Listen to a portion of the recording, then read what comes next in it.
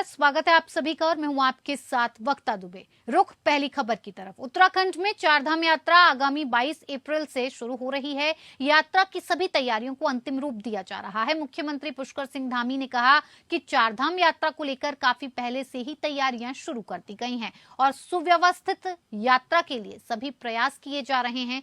CM Dhami ने कहा कि इसके लिए सभी विभागों से लगातार कोऑर्डिनेशन किया जा रहा है और आज भी पर्यटन विभाग के साथ बैठक की गई। सीएम ने चारधाम महापंचायत की तमाम आशंकाओं को लेकर कहा कि उनके अनुसार ही यात्रा को सुचारू किया जाएगा। चारधाम महापंचायत की जो मांगे हैं उसके तहत और बाहर से आने वाले लोगों को सभी सुविधाएं मुहैया हो सके, उसी के तहत काम किया जा रहा है। चारधाम यात्रा को लेकर हमारी सभी तैयारियां ऑलमोस्ट इस बार बहुत पहले ही हमने शुरू कर दी है। जो चारधाम की तैयारियां हमारी अंत में आकर होती थी वो इस बार हमने जनवरी माह से और मैं कहूँ तो नवंबर माह से ही जैसे ही कपाट बंद हुए थे उसके तुरंत बाद ही हमने करना प्रारंभ कर दिया था। और आज भी इसको लेकर सभी विभागों के लिए मुख्य रूप से पर्यटन विभाग और अन्य विभागों के साथ कोऑर्डिनेशन करने के लिए आज प्रातःकाल भी हमने बैठक करी है। और जो महापंचायत के लोगों की शंका है या जो भी उनका जो सोच है उसी सोच के अनुरूप हम लोग यात्रा को संचालित करेंगे। और महापंचायत के लोगों के जो उनकी मांग है या जो चाहते हैं वह भी, और दूसरा यात्रा भी सुव्यवस्थित हो, सुचारू रूप से हो, किसी आने वाले लोगों को परेशानियों का सामना न करना पड़े। यमुनोत्री धाम के कपाट 22 अप्रैल को दिन में 12:41 पर खुलेंगे। वहीं आज मां यमुना के शीतकालीन प्रवास खुशी मठ में मंदिर समिति द्वारा मां यमुना की पूजा अर्चना की गई और इसके बाद आचार्यों, तीर्थ पुरोहितों द्वारा यमुनोत्री धाम के कपाट खुलने की तिथि तय की गई। मंदिर समिति के सचिव सुरेश उनियाल ने मंदिर समिति पदाधिकारियों और तीर्थ पुरोहितों की मौजूदगी में इसकी विधिवत घोषणा की। मंदिर समिति के पूर्व सचिव कीर्तेश्वर उनियाल ने बताया कि इस अवसर पर मां यमुना की उत्सव डोली के धाम प्रस्थान का भी कार्यक्रम तय हुआ है। आपको बता दें कि मां यमुना के कपाट अक्षय तृतीया के दिन खुलते हैं। वहीं श्री बद्रीनाथ धाम के कपाट 27 अप्रैल को, केदारनाथ धाम के कपाट 25 अप्रैल और गंगोत्री धाम के कपाट भी 22 अप्रैल को श्रद्धालुओं के लिए दर्शन के लिए खुलेंगे। मुख्यमंत्री पुष्कर सिंह धामी चारधाम यात्रा की तैयारियों को 15 अप्रैल तक पूरा करने के निर्देश दे चुके हैं। वहीं पर्यटन और धर्मस्व मंत्री सतपाल महाराज ने कहा कि चारधाम यात्रा के लिए श्रद्धालुओं में भारी उत्साह है और अभी तक चारों धामों हेतु पंजीकरण की संख्या 6,34,000 से अधिक हो गई है।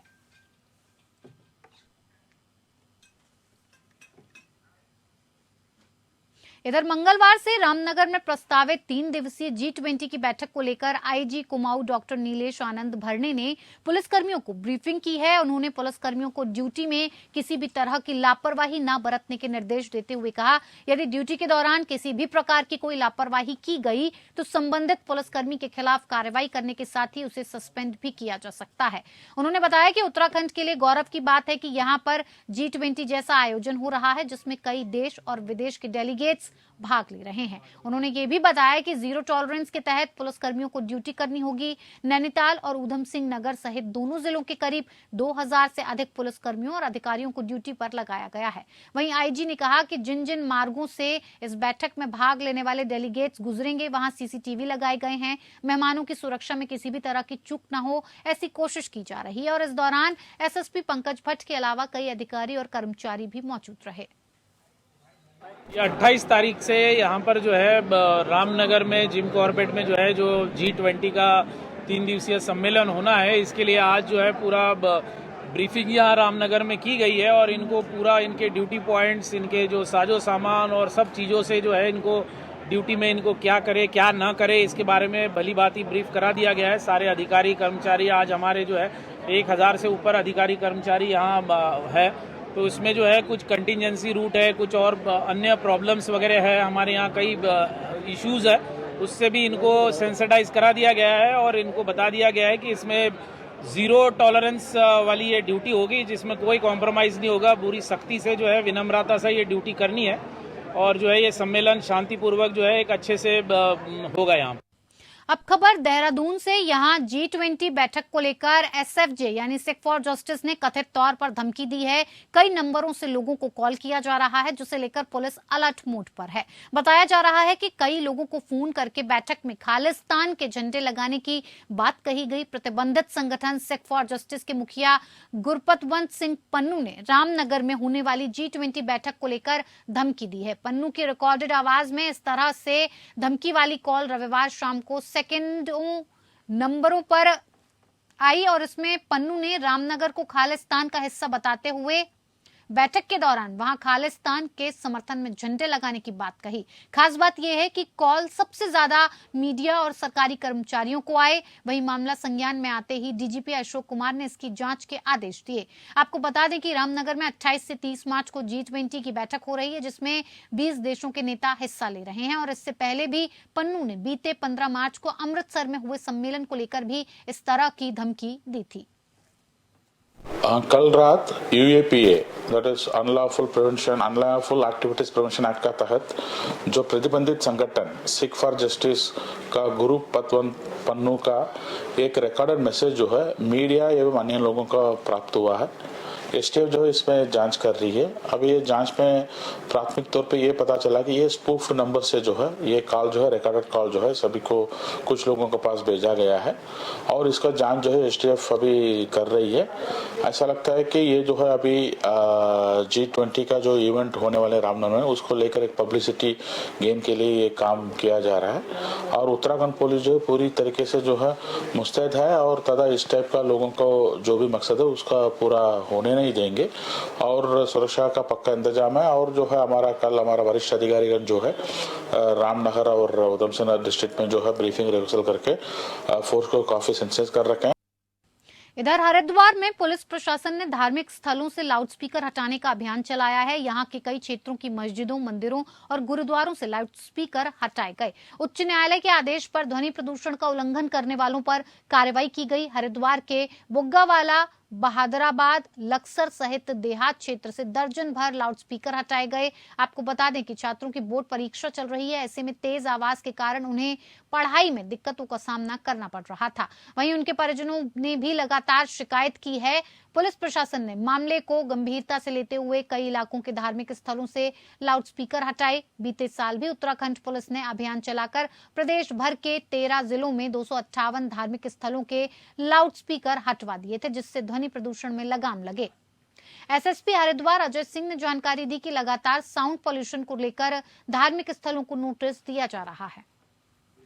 अब देखिए, माननीय न्यायालय के पूर्व में भी आदेश थे कि जो हमारे जो धार्मिक स्थल है, कोई भी धार्मिक स्थल किसी भी धर्म से रिलेटेड हो, उसमें जो डेसिबल और जो उसकी वॉइस थी वो कंट्रोलेबल रहे और इस तरह से जो तेज वॉइस में चलाए उनका जो विधि सम्मत उसमें चालान भी किया जा सकता है, हटाया भी जा सकता है। इसको देखते हुए चूंकि परीक्षा का सत्र भी चल रहा है और बहुत सारे धार्मिक त्योहार भी चल रहे हैं, तो इसको देखते हुए उसको कंट्रोल करने के लिए बताया गया था। जहां पर ये चीजें थी वहीं के मौजूद लोग से उनको हटवाया भी गया और कंट्रोल जो तेज आवाज में ध्वनि विस्तारक यंत्र लगा रखे थे उनको भी बताया गया कि उसको कंट्रोल उसको चलाए, नहीं तो उनका चालान किया जाएगा। तो ये कार्रवाई खासकर देहात क्षेत्र में कुछ शिकायतें मिल रही थी, शहर में भी थी, उसको देखते हुए सभी थाना क्षेत्रों में अभियान चलाया गया। बहुत लोगों ने इसको हटाया भी है और कुछ के हमने चालान भी किया है। कितनी संख्या होगी? संख्या तो मतलब दर्जनों में है, क्योंकि बहुत सारे लोगों को जब इस बारे में अवगत भी कराया गया और उनको समझाया गया तो इसके बाद उन्होंने स्वयं ही उसको हटा लिया है। यह आश्वासन दिया कि भविष्य में जो है तेज आवाज में ध्वनि विस्तारक यंत्रों का प्रयोग नहीं करेंगे। इधर देहरादून में हर महीने के सोमवार को जनसुनवाई होती है। वहीं आज हुई जनसुनवाई में DM सोनिका सिंह ने लोगों की परेशानियों की शिकायतों के बारे में जानकारी ली। उन्होंने संबंधित अधिकारियों को कार्य निस्तारण के लिए आदेश जारी किए। वहीं जनसुनवाई में जिलाधिकारी ने बताया कि ज्यादातर शिकायतें घरेलू मारपीट के साथ साथ बिजली, पानी और रोड की समस्याओं को लेकर आई हैं। वहीं छिटपुट शिकायतें जमीन कब्जे को लेकर भी आई हैं और उसके लिए बकायदा सभी शिकायतों को संबंधित अधिकारियों को निस्तारण करने के लिए पारित कर दिया गया है। राजधानी देहरादून को भले ही स्मार्ट सिटी का दर्जा दिया गया हो, लेकिन आज भी हालात बद से बदतर नजर आ रहे हैं। दून की सब्जी मंडी से लेकर तमाम इलाकों में व्यापारियों द्वारा अतिक्रमण किया गया है, जिससे शहर की ट्रैफिक व्यवस्था पूरी तरह से चरमरा गई है। शहर में जगह जगह जाम की स्थिति बनी हुई है और इस पर जिलाधिकारी ने बताया कि आबादी बढ़ रही है और जगह कम पड़ती जा रही है और उसके लेकर लगातार हमारे द्वारा भी जगह को चिन्हित किया जा रहा है। वहीं ट्रैफिक व्यवस्था के साथ साथ अतिक्रमण को लेकर भी कार्य किए जा रहे हैं। जल्द ही इसका निस्तारण कर लिया जाएगा और लोगों को इससे निजात मिलेगी। ट्रैफिक से रिलेटेड तो काफ़ी हम लोग कोशिश कर रहे हैं, लेकिन जैसे मैंने कहा कि ये इमीडिएट इफेक्ट से तो बहुत ज़्यादा चीज़ें नहीं दिख पाती हैं, क्योंकि बहुत ज़्यादा ट्रैफिक है, बहुत ज़्यादा गाड़ियाँ आ रही हैं और पॉपुलेशन भी बढ़ रही है और हमारी रोड्स जो हैं वो उसी तरह से हैं जैसे पहले थी। लेकिन हम कुछ छोटे छोटे जिससे कि ट्रैफिक जो है वो तरीके से चले, और इसके अलावा जो प्रोजेक्ट्स हैं, नए प्रोजेक्ट्स हैं, जिससे कि जो जंक्शंस इंप्रूव हो जाएं, रोड का जो एक खाका है हमारा वो तैयार हो जाए, उस तरह के अलग से इंटरवेंशंस चल रहे हैं। इधर काशीपुर में हर साल मां भगवती बाल सुंदरी देवी के मंदिर परिसर में आयोजित होने वाले ऐतिहासिक चैती मेले में लगने वाला नखासा बाजार अपने चरम पर है। साथ ही ये मेले के प्रमुख आकर्षण केंद्रों में से एक है। कहते हैं कि इस मेले में कभी चंबल के डाकू अपनी पसंद का घोड़ा खरीद कर ले जाते थे। बताया जाता है कि इस चैती मेले में नखासा बाजार करीब 400 वर्ष पूर्व रामपुर निवासी घोड़ों के बड़े व्यापारी हुसैन बख्श ने शुरू किया था। मेले में इस बार हजारों रुपए से लेकर लाखों रुपए की कीमत तक के घोड़े बिक्री के लिए पहुंचे हैं और इस बार हालांकि घोड़ा बाजार में घोड़ा व्यापारी और खरीदार कम संख्या में आए हैं। घोड़ा खरीदार घोड़ों को दौड़ाकर और उनके करतब देखकर ही खरीदते हैं। वहीं उप जिलाधिकारी अभय प्रताप सिंह ने ग्राहकों से अपील की कि वो किसी अनजान व्यक्ति के हाथों से दिया हुआ किसी भी तरह का प्रसाद आदि न खाएं। जी, इसमें मैं आपको बताना चाहूँगा कि जब से चैती मेला है तब से यहाँ पे नकासा बाजार भी लगता है और पिछले 2 दिनों में संख्या कम थी, लेकिन आज जो है बड़ी दूर दूर से यहाँ पे घोड़े भी आए हैं। और जैसा कि अभी आपने देखा यहाँ पे एक टीम पूरी जो आई है 19 घोड़ों की, ये 3 दिन का सफ़र करके यहाँ पहुँची है। तो ये जो परंपरा चली आ रही है, इस वर्ष भी इसमें जो लोग प्रतिभाग करते हैं उनके द्वारा प्रतिभाग किया जा रहा है। और यहाँ पे जो घोड़े हैं इनके स्वास्थ्य के लिए एक यहाँ पे NGO के थ्रू भी स्वास्थ्य फ्री जो होता है उनके चेकअप के लिए लगाए, जो यहाँ जानवर आते हैं, बेसिकली यहाँ घोड़े आते हैं, उनके लिए व्यवस्था की गई है। और इनको देख रेख के लिए यहाँ पे सुरक्षा की भी टीम बनाई गई है और इनसे बार बार अनुरोध भी किया जाता है कि पहले कभी ऐसी समस्या रही कि जहर खुरानी का भी यहाँ पे शिकायतें रहती थी, तो लोगों से अनुरोध किया जा रहा है कि यहाँ जो भी रहें अपना स्वयं का खाएं और किसी दूसरे के हाथ का कुछ ना लें, और कोई भी समस्या हो तो यहाँ हमारी टीम है उनको अवगत कराएं। ऊधम सिंह नगर के दिनेशपुर में बांग्ला संस्कृति को बढ़ाने को लेकर आगामी कार्य योजना तैयार की गई। बांग्ला संस्कृति का उन्नयन कैसे हो, इस पर समाज के लोगों ने विचार किया। कार्यक्रम में दिनेशपुर के प्रसिद्ध लेखक, निर्देशक और रंगकर्मी डॉक्टर अभिजीत कुमार को भावपूर्ण श्रद्धांजलि दी गई। इस दौरान बंगाली नेता प्रकाश अधिकारी ने कहा कि बांग्ला संस्कृति हमारी पहचान है और इस पर संगठित रूप से कार्य करने की आवश्यकता है ताकि एक मंच तैयार किया जा सके जिसके तहत हमारी कला संस्कृति की प्रस्तुतिकरण हो सके। इस गोष्ठी में शक्ति फार्म, रुद्रपुर और दिनेशपुर के प्रबुद्ध लेखक, रंगकर्मी, नाटककार, गायक और पत्रकारों ने शिरकत कर अपनी राय रखी। वरिष्ठ समाज सेवी हिमांशु सरकार ने कहा कि बंगाली समाज की कला, संस्कृति और भाषा के उत्थान के लिए युवा वर्ग द्वारा पहल की जा रही है जो काफी सराहनीय है। असल में हम लोग प्रयास यही कर रहा है कि जो बंगाली कल्चर की जो एक्टिविटीज़ है वो जैसे कि बांग्ला नाटक या बांग्ला संगीत मेला की आयोजन करके नई जो पीढ़ी है उनको प्रोत्साहित करें और शक्ति फार्म दिनेशपुर, रुद्रपुर, जिला ऊधम सिंह नगर में जगह जगह पर हम नाट्य प्रशिक्षण की व्यवस्था भी करें। इस प्रकार की योजना है। उत्तराखंड सरकार से ये कहना है कि जो बंगाली भाषा संस्कृति के विकास के लिए, प्रोत्साहन के लिए उत्तराखंड सरकार भी अगर दृष्टि देंगे तो कोई ना कोई हमारी संस्कृति की जो अवगति की ओर जा रहा है उससे रोकथाम करना संभव होगा।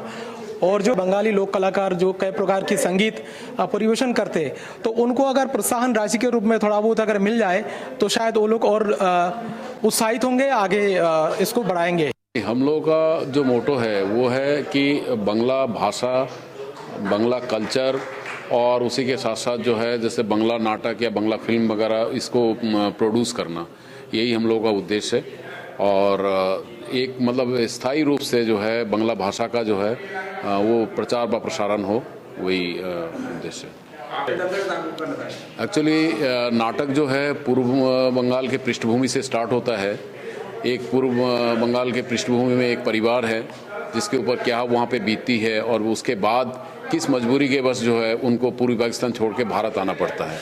ये उसमें दिखाया गया किस तरीके से वहाँ पर नॉट ओनली मतलब जो मिनिस्ट्रियल भी उस जो है वो लोग अत्याचार करते हैं और उस अत्याचार का परिणाम ये होता है कि अंतगत्वा जो है उनको भारत में आना पड़ता है। दिनेशपुर दुर्गा मंदिर में महिला संगठन ने बेल वृक्ष और गंगा पूजन के बाद देवी बसंती की पूजा शुरुआत कर दी है। बता दें कि बसंती पूजा हूबहू दुर्गा पूजा की तरह की जाती है। महिला संगठनों के द्वारा दुर्गा मंदिरों को भव्य रूप से सजाया गया है। महिलाओं ने दुर्गा मंदिर परिसर में इस पूजा की शुरुआत की। 5 दिनों तक मंत्रोच्चार के बीच देवी बसंती की पूजा की जाएगी और इस दौरान महिला कमेटी की सुनीला मिस्त्री ने कहा कि दुर्गा पूजा की भांति बसंती पूजा किया जाता है और जिसकी शुरुआत आज से की गई है।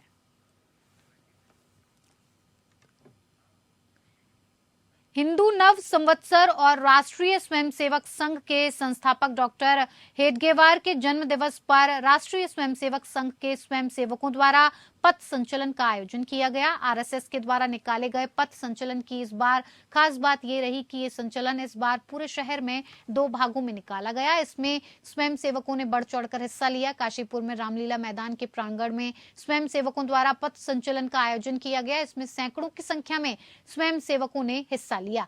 राष्ट्रीय स्वयंसेवक संघ का पथ संचलन रामनगर रोड स्थित रामलीला मैदान से शुरू हुआ। इसके संचलन का एक भाग चीमा चौराहा, माता मंदिर रोड, रतन सिनेमा रोड, मुंशी राम का चौराहा से होता हुआ वापस रामलीला मैदान में आकर समाप्त हुआ, जबकि पथ संचलन का दूसरा भाग श्री रामलीला मैदान से शुरू होकर रामलीला मैदान पर आकर ही समाप्त हो गया। सबसे पहले तो आप सबको इस भारतीय नववर्ष की ढेर सारी शुभकामना। समाज आज सांस्कृतिक, मैं कहूँगा कि सांस्कृतिक उत्थान के निमित्त यह संचलन निकाला जाता है और जिस प्रकार हम 31 दिसंबर को तो पूरा देश आंग्ल नववर्ष के रूप में मनाते हैं, लेकिन हम अपना भारतीय नववर्ष हम भूलते जा रहे हैं। तो सांस्कृतिक उत्थान के निमित्त या धार्मिक जागरण के निमित्त सामाजिक समरसता, सद्भावना और सांघिकता को लेकर के यह संचलन निकलता है, प्रतिवर्ष निकलता है। पौड़ी जिले का युवक प्रहलाद नेगी अपने खुद के संसाधनों से हेलीकॉप्टर बनाने के प्रयासों में जुटा हुआ है, जिससे वो अपने सपनों को उड़ान दे सके।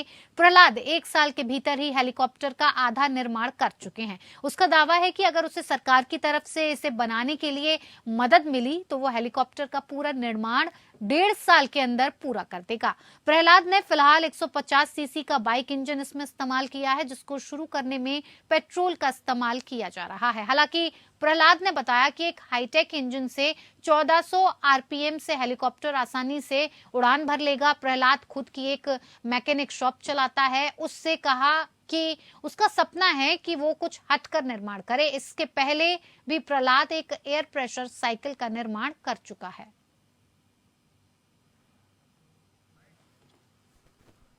इसमें काम ये था, जो सबसे मेन प्रॉब्लम थी यहाँ विंग्स की प्रॉब्लम थी। विंग्स जो लगाई जाती है उसमें वो कार्बन फाइबर के लगते हैं, लिंक रॉड लगती है, लट्टू बेरिंग लगते हैं नीचे, और इसमें और कई चीज़ें ऐसी है हमें यहाँ सामान अवेलेबल नहीं मिल पा रहा था, इसलिए कई चीज़ें इस चीज़ की भी दिक्कत आ रही। सामान लेने के लिए नजियाबाद जाना पड़ा था, वहाँ से जुगाड़ करके। पौड़ी में कुछ सामान नहीं मिल पा रहा था, इसलिए हमें इस पर्पज उस लेवल पे नहीं ले पाए, जिससे मतलब ऐसे और लोगों को और कुछ वो दिखा सकते थे इस पे। और यही है हमारा जो मेरा जो मेन मोटिव था, इसमें मेन मोटिव यही था कि जितनी कॉस्ट में बाइक का रेट आ रहा है, मतलब 2.5-3 कांग्रेस के पूर्व राष्ट्रीय अध्यक्ष राहुल गांधी की लोकसभा की सदस्यता निरस्त किए जाने के विरोध में उत्तराखंड कांग्रेस ने देहरादून के गांधी पार्क में बापू की प्रतिमा के पास बैठकर संकल्प सत्याग्रह किया। पूर्व सीएम हरीश रावत और पूर्व नेता प्रतिपक्ष प्रीतम सिंह के नेतृत्व में सभी कांग्रेस पदाधिकारियों ने इस अवसर पर केंद्र सरकार की बुद्धि शुद्धि की प्रार्थना की। इस अवसर पर बोलते हुए पूर्व सीएम हरीश रावत और प्रीतम सिंह ने कहा कि दुर्भावना से ग्रसित केंद्र की बीजेपी सरकार लगातार लोकतंत्र की अनदेखी कर रही है और इसी दुर्भावना से राहुल गांधी की संसद सदस्यता को समाप्त किया गया है। उन्होंने कहा कि वो सत्याग्रह के माध्यम से राहुल गांधी के खिलाफ केंद्र सरकार की इस पूरी कार्रवाई की निंदा करते हैं। सत्ता के दुराग्रहों के खिलाफ, सत्ता के अहंकार के खिलाफ, सत्ता के जिस तरीके से संविधान की और लोकतांत्रिक मर्यादाओं की अवहेलना की जा रही है, एक षड्यंत्रपूर्ण तरीके से विपक्ष को समाप्त करने की साजिश की जा रही है। ये सत्याग्रह गांधी जी ने हमको रास्ता दिखाया और इसी सत्याग्रह के माध्यम से दुनिया के सबसे बड़ा दुराग्रही अंग्रेज को जो है उन्होंने नीचा देखने के लिए मजबूर किया।